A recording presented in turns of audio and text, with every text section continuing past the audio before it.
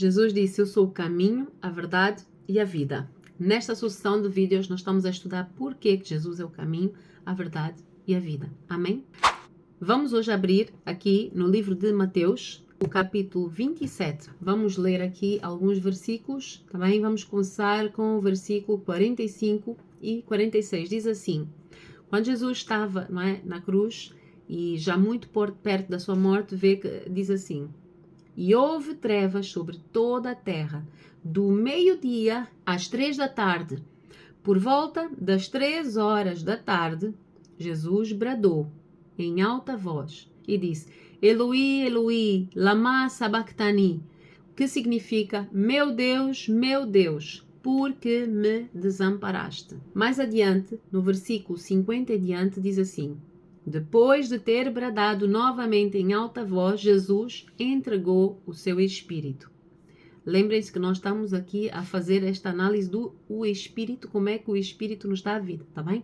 Então, quando ele entrega o Espírito, diz assim: naquele momento, o véu do santuário rasgou-se em duas partes, de alto a baixo, que nós vimos no vídeo anterior, que fala, o véu é aquilo que separava o homem da presença de Deus. Então, o véu rasga-se de alto a baixo.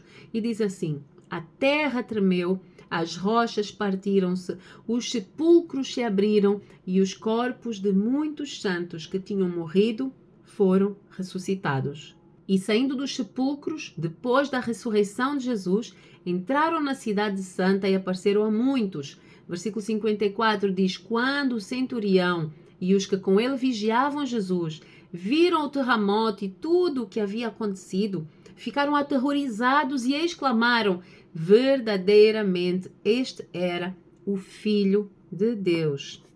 A pergunta é: nós estamos a analisar por que Jesus é o caminho, por que ele é a verdade, por que ele é a vida.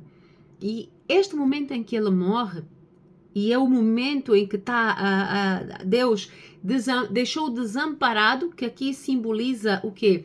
Nós éramos esse homem desamparado, a viver completamente afastados de Deus. Nós éramos esse homem que merecíamos aquela morte, uma morte completamente desamparados, uma morte em que estamos completamente afastados da presença de Deus, onde não temos direito da presença de Deus. Então Deus precisou de fechar os seus olhos e desamparar Jesus, o seu filho, para que ele ocupasse o nosso lugar de condenação.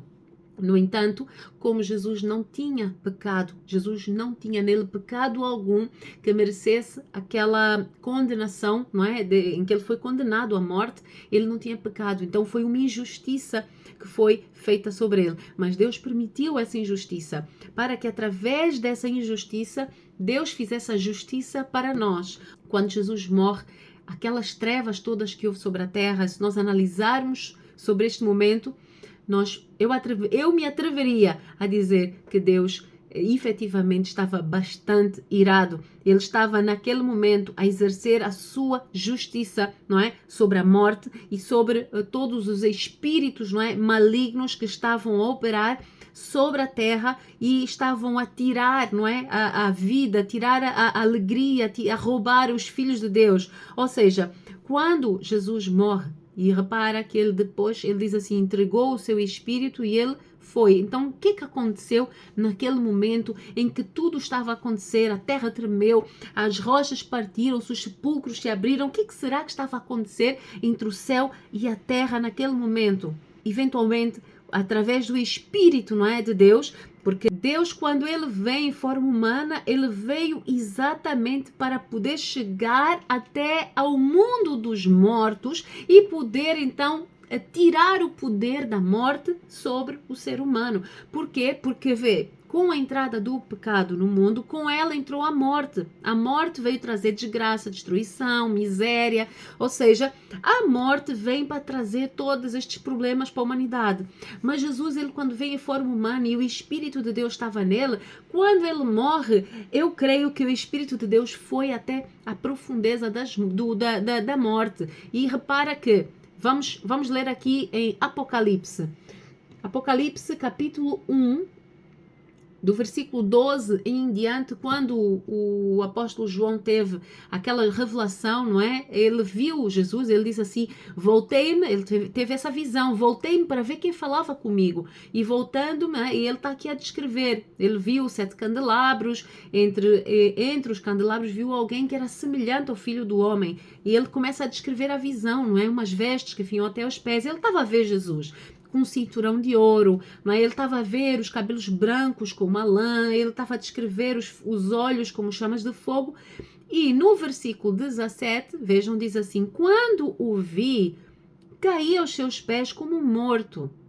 Então ele colocou a sua mão direita sobre mim e disse, não tenha medo, eu sou o primeiro e o último.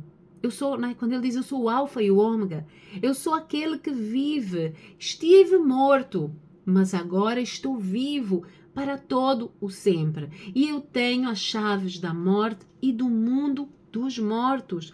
Quando Jesus morre, porque sei que ele diz, eu estive morto, mas agora vivo. Então, quando ele morreu, ele na realidade, ele foi até o mundo dos mortos. Ele arrancou as chaves da mão da morte, ele arrancou as chaves, não é? Do mundo dos mortos.